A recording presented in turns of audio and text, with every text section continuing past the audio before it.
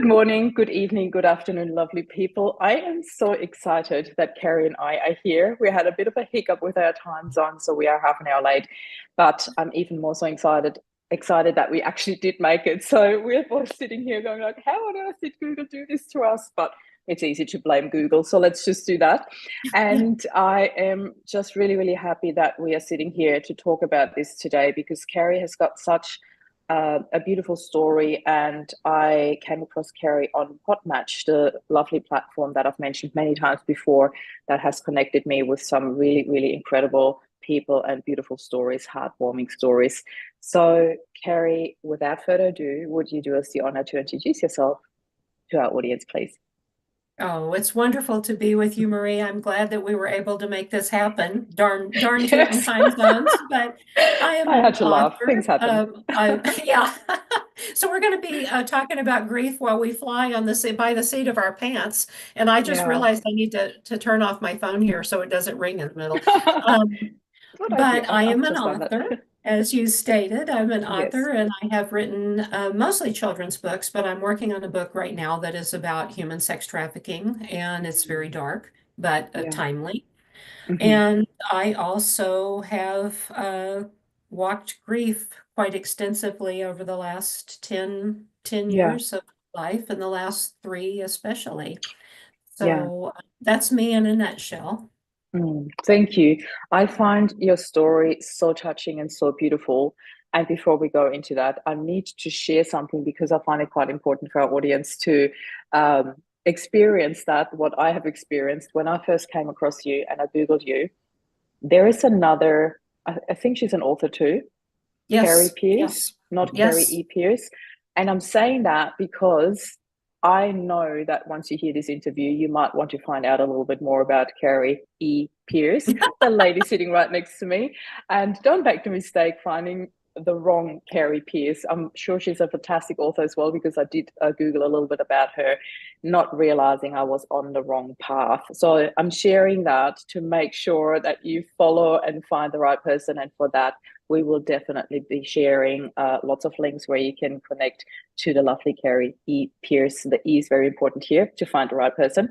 So, going into your story, Carrie, you shared something really, really lovely with me. And can you share a little bit, or as much as you want to, about your connection with your mom? Because I think this is where we will start the story, correct? Well, yes, actually, before that, and I just celebrated, or if you say celebrated, honored Yeah. the 10-year anniversary passing of my father's death. He passed in Mm, 2014 of Lewy body dementia, yeah. and my mom and I took care of him.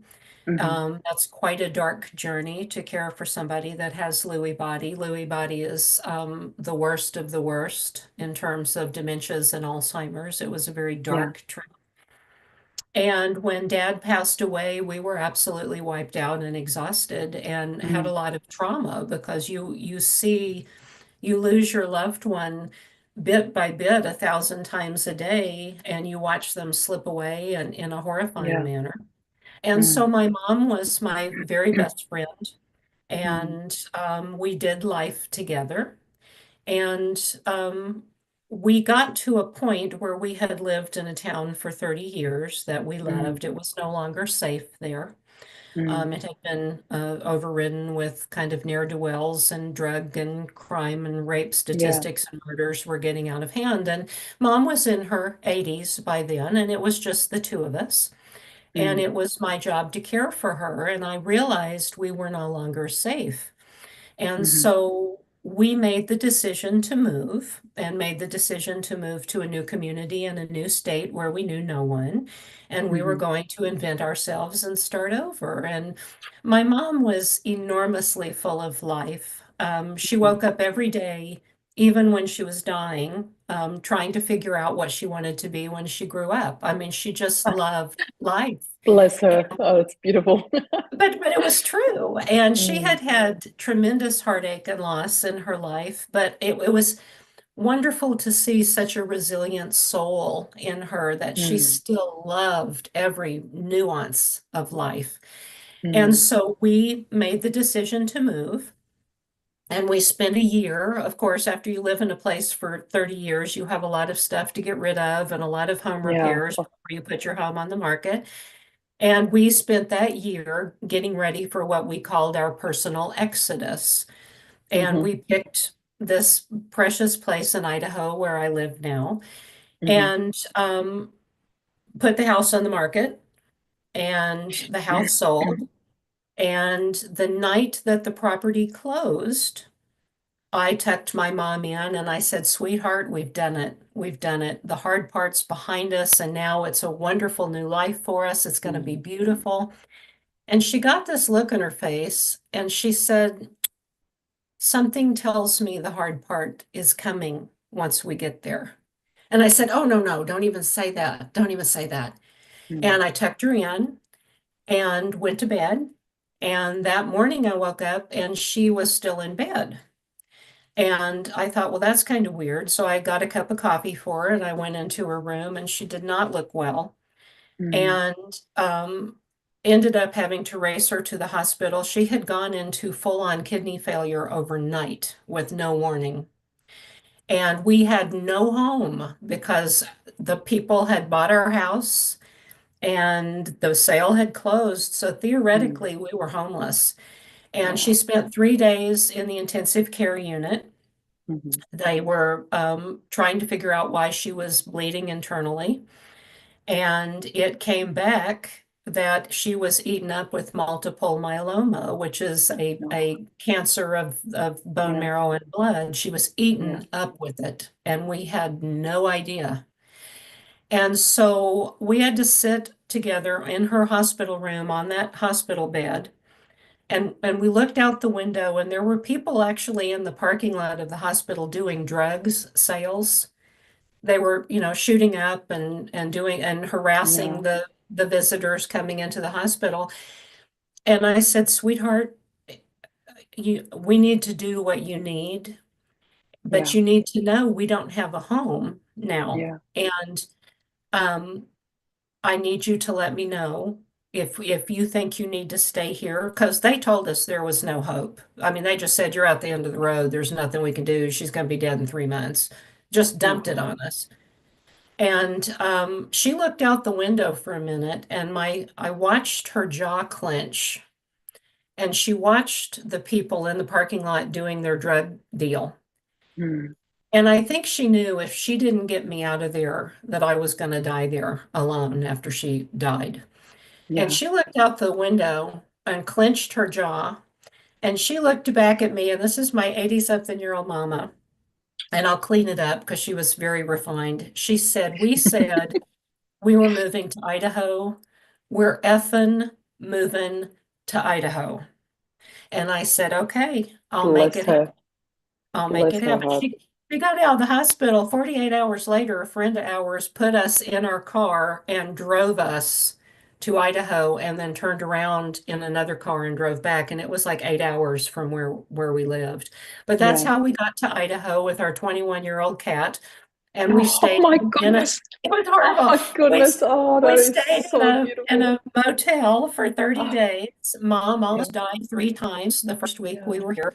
She had to start dialysis 3 days a Mm. week. She had to start chemo. We got here and winter came and it was dumping with snow. We knew absolutely no one.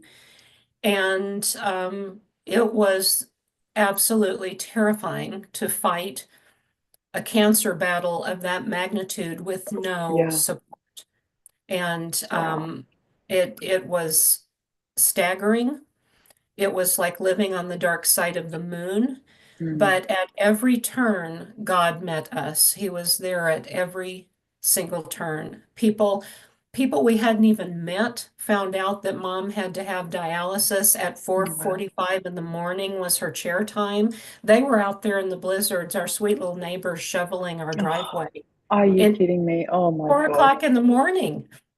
And Oh, where are my yeah, tissues? I'm not prepared. I need my tissues here. Oh but my it God. was This astounding. is so beautiful. Oh. And so we made this journey together, Mm. and people that we needed when we needed them showed up.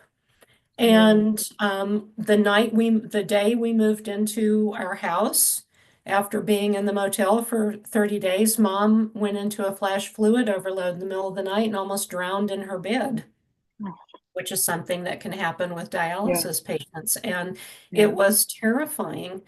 But again, um, God gave us everything that we needed when we needed it.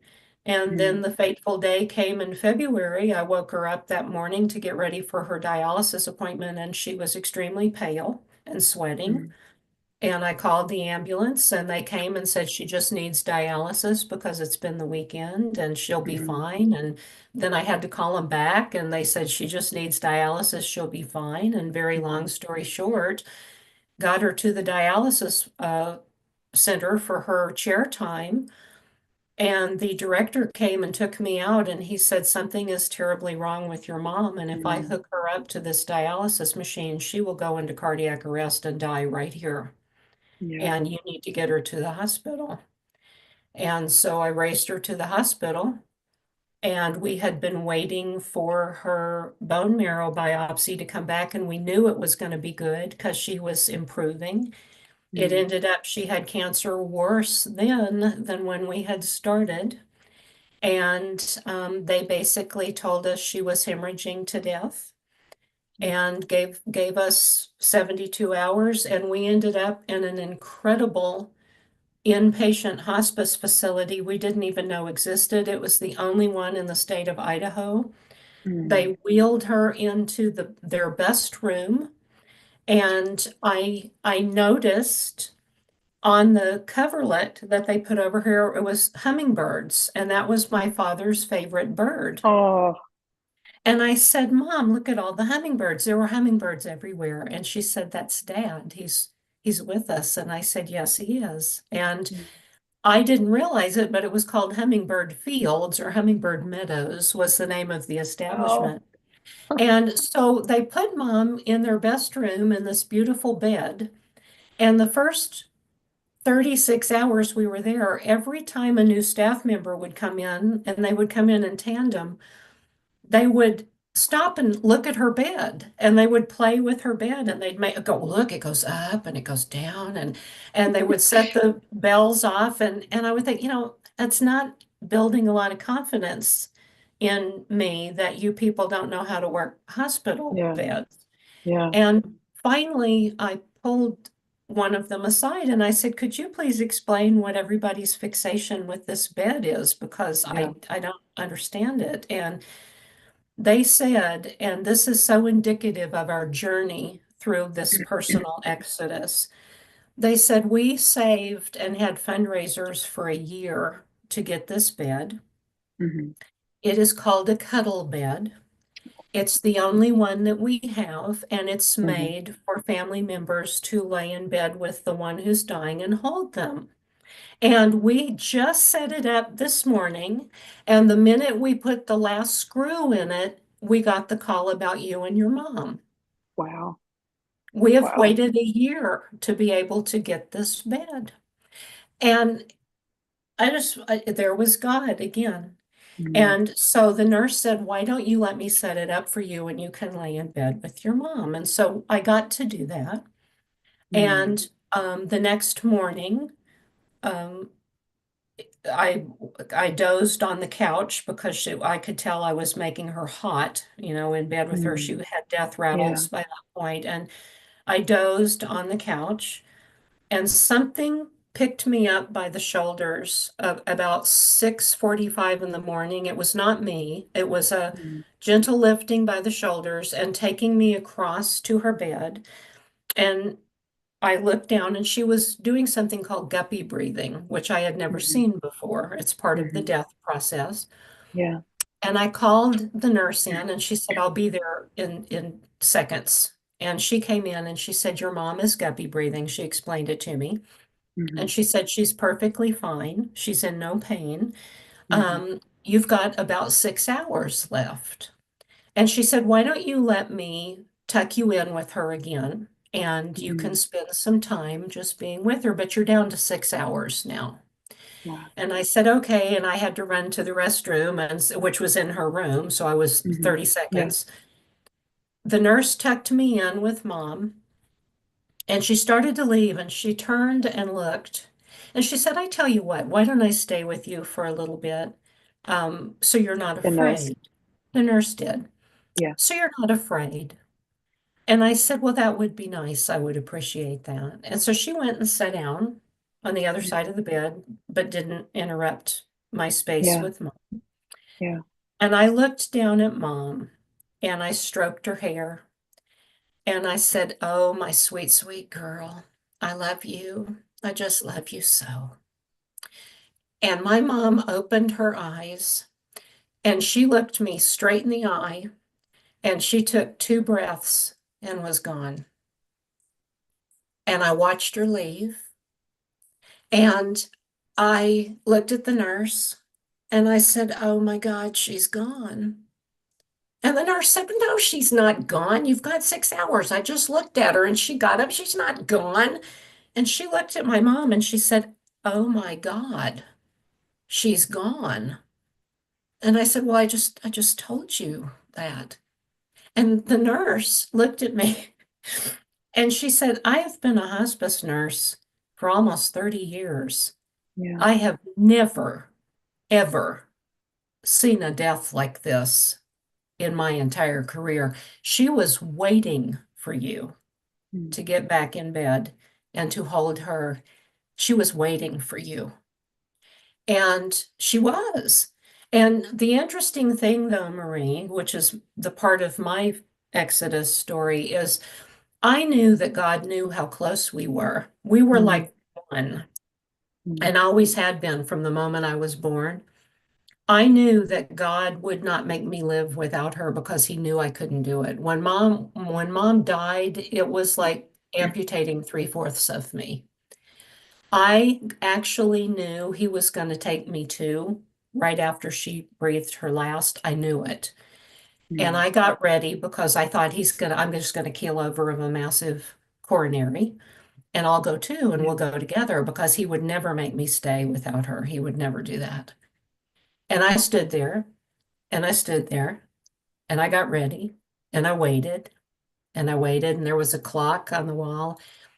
And 10 minutes into it, I actually said out loud, son of a bitch, he's gonna make me do this. He's Mm. gonna make me do this. And that was, it'll be 3 years ago, February 11th. But what Yeah. I found the most interesting after all of that, and it has been a hellish journey, but it also has been a blessed one. Um, I heard a lecture about Exodus, Mm-hmm. and the person giving the lecture said, what people don't realize in every Exodus, the angel of death has a huge part to play. Mm-hmm. And I had never heard that. And here we had called our moving our exodus. It was our Yeah. personal exodus, and we called it Mm. that as a joke. Mm. But the angel of death has a huge part to play in every exodus, which is true Yeah. biblically. But then I heard another lecture talking about the angel of death. Mm-hmm. And the angel of death is talked about the exact same way in three different religions. He Mm-hmm. appears in the exact same description. He's called basically the exact same name, and he's talked about the exact same way in three different religions. One, of course, is Christianity. And what I thought was so precious was they said the angel of death doesn't just take your loved one to heaven and shepherd them through the death experience. They then turn around and come back and care for the bereaved. And I know that that's who that was that picked me up by the Mm-hmm. shoulders very gently. It was a loving, gentle touch and transported me to the side of mom's bed. And when she was dying, you could feel a palpable presence in the room. You could Yeah. feel it. There was a peace, a pervasive peace. And as mom was slipping into the death rattles, before she hit that part, she actually sat up and started conversing in a different language with whatever it was in the Mm. room with us. And I know that sounds weird, but I watched No, it it. doesn't. And it was a conversation that went on for hours. And Mm. she was asking questions and then she Mm. was getting answers. And I knew whatever was in the room with us was preparing her for what was to Yeah. come. So that's Wow. that's it in a nutshell, and right out of the gate, since this we're flying by the seat of our pants, that's it. I just I just really want to say a heartfelt thank you for sharing this with us. I really feel that I've just been invited into such a sacred story, such a sacred space with you, that you shared that with us and walked us through this, because um, I have Thank you. personally witnessed and experienced the passing of my father-in-law. So I know about the death rattles. I know about that. Yet to hear a story from someone I didn't even know a couple of months ago, and we only met on Zoom. We had this beautiful conversation and this beautiful connection, and I knew I wanted to share your story here on Unsilence Grief, because it's such a beautiful story of grief. And these are the stories that I pick and share with our audience, because I feel we need more stories like yours. Your story is so full of love. I love it so much. It's just incredible. And I feel really, really Thank you. privileged that you shared that with us. So thank you for that. I just really needed to say that. And Oh, I'm honored. I Thank also you. believe that what you said, when you said that son of a, I guess I'm doing this, I love this, because I feel there was this very conscious moment of, okay, this is my life now. And how are we going to do this going forward? So obviously, I would love to know, how did you do that going forward? Because you're sitting here like such a strong and powerful and beautiful woman. And the work Yeah. that you do is so magnificent, because I did end up researching the right Carrie E. Pierce and looked into your work. And I just love what you do, Carrie. I really love it. And I would love to hear, how did you get to carry on after your mom's passing? Well, I can't say I feel like I am there. Grief is Mm, an insidious journey. mm, It's something that is constantly there, pervasive. You think maybe the tide is receding a little bit and pulling back, and then another wave comes and hits you, and mm, it's never gone. Um, I've done counseling. I've gotten into mm, counseling. I've worked on breaking the what I guess is called generational curses in every family, really addressing the mm. lineage of trauma that comes in Yeah, every family. And heaven yeah. knows I have a ton of trauma now after watching Mm, my dad's very violent death. His mm, was not a good passing. mm, It was extremely traumatic. mm, Um, and and that's just it. I think what was helpful to me, there's been a ton of prayer. There's been a mm. ton of crying. Yeah. There's been a ton of vitamins and a good naturopath and doctor and a really loving counselor that I see Mm, regularly just to talk things through. mm, A lot of self-care, vitamins, eating well, making sure I mm. rest. Yeah, Um, and there's just it's a journey, and yeah. sometimes it's one step forward and five steps backward. There have Mm, been very precious people on my path, very dear friends that have come to walk by my side, that mm, have shared their pain and their losses and their grief with me. And I think that is so important. It is so healing and empowering to the person on the receiving end to have another human come just walk beside you. mhm. Um, this is the first time in my life that my house is already decorated for Christmas. And that may sound trivial and stupid, but it was a Not at huge, all. so you get it. It was a Yes. huge thing because in my family, we waited until the day after Thanksgiving my whole entire Okay. life. And we spent the long weekend decorating for Christmas. And Mm, I could not do those things anymore. It was too mm. painful.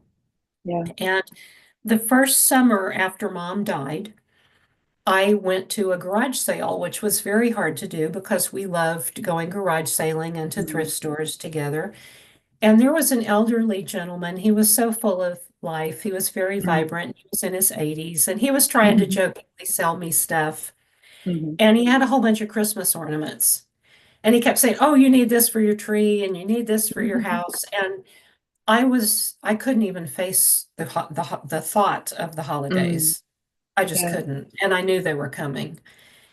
And I said to him, I don't think I'll be doing that this year. My mom passed away and I just can't. And I Mm. will never forget this man's face. He came over to me, don't know this man, still don't know who Mm. he is. And he got right in my face. He was so loving. And he had such a look in his eye. It was a look of knowing where I was, knowing what I Mm. felt. And he said, don't let your Christmas be that way. Don't let your Christmas be that way. And it touched me so much that because I knew he got where I was. And Yeah. so a couple weeks ago, I started thinking about him. And I Mm. thought, I'm decorating for Christmas. And I'm dreading Christmas. I'm dreading tomorrow, which is Thanksgiving here. Yeah. I'm dreading it. I'm not looking forward to it. I'm going to work. Mm.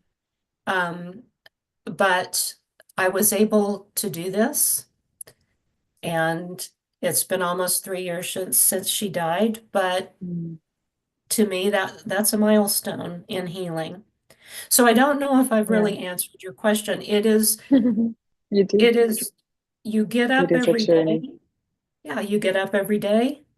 sometimes only for 5 minutes. Yeah.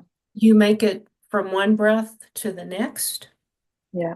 You walk around with your feeling like your skin has been pulled off your body. Mm. There were several times at the grocery store where I had to run out of the store sobbing and leave my cart.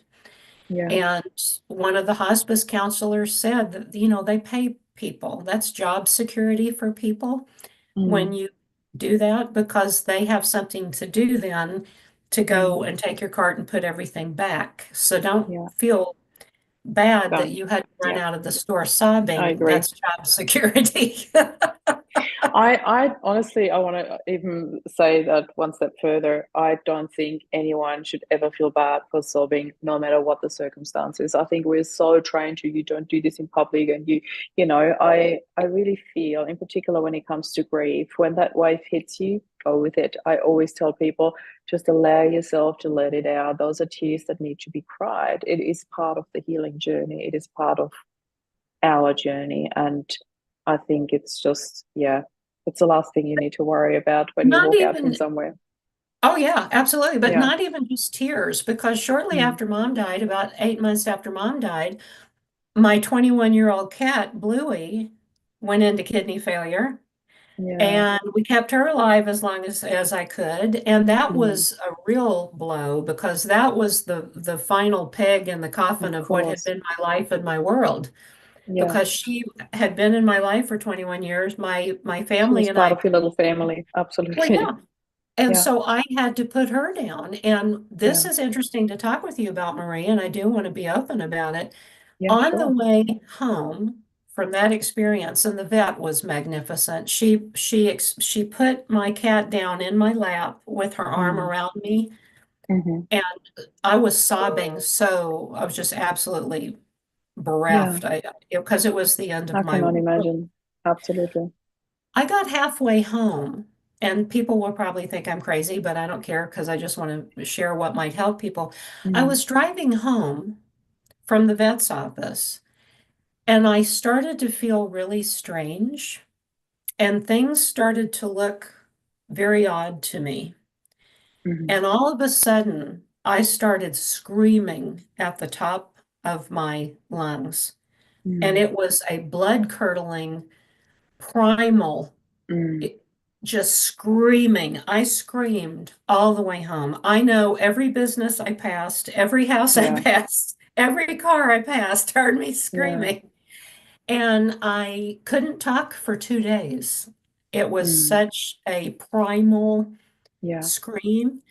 And I talked to my counselor and my naturopath about it because it alarmed me. Hmm. And they both said, thank God that happened Yeah.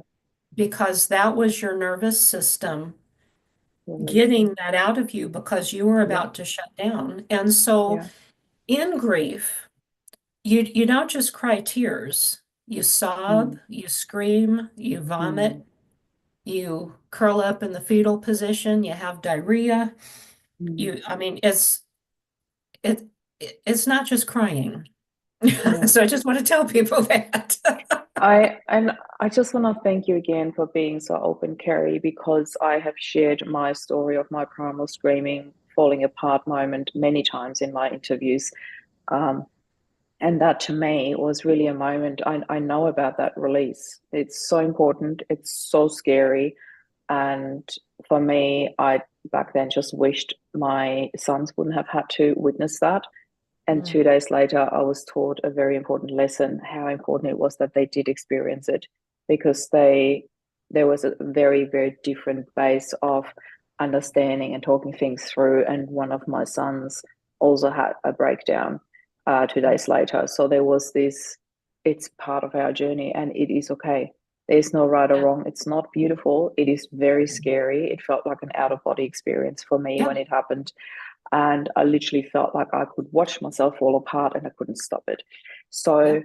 I'm really grateful that you shared so openly with us. And it's just such a beautiful story, despite all the grief, despite the losses. I believe it is such an incredibly touching and heartwarming and beautiful story. So I just Mm, really want to thank you for sharing that so openly with all the bells and whistles, the highs and the lows and everything.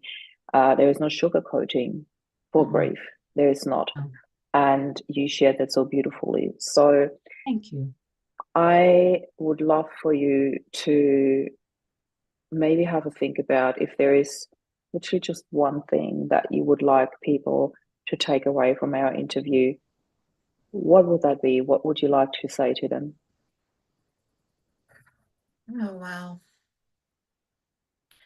Picking one is extremely difficult. Mm. You can share a couple if you like. Okay, if that's the case, there will be people that say hurtful things to you in the grief Mm. process that mean well.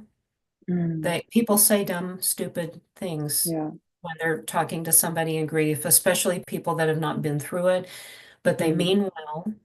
And please don't let it make your grief worse when those episodes happen because they will. Just know that the people are meaning well and they love you and they don't mean to hurt Mm. you. They're trying. We are not we are not grief literate.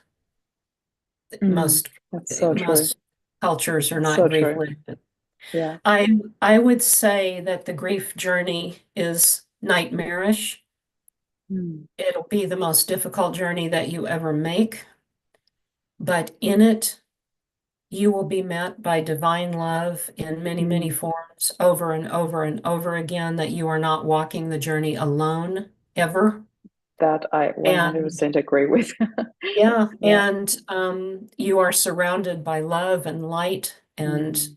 and protective angels and Yeah. God, and that you must persevere. It gets better, but it doesn't ever leave. Yeah. But it will make you into a person that you never thought you ever would be or could be. Yeah. And you will find a strength and a clarity for the rest of your life experience that will enhance every nuance of your humanity moving forward. Wow. Yeah. I love that. I really love that part. It is so true. Amazing. Oh, Carrie, what a half an hour we spent together. I'm so, oh my God, my heart is so full of love right now. And I just really want to thank you one more time for being here, for sharing that.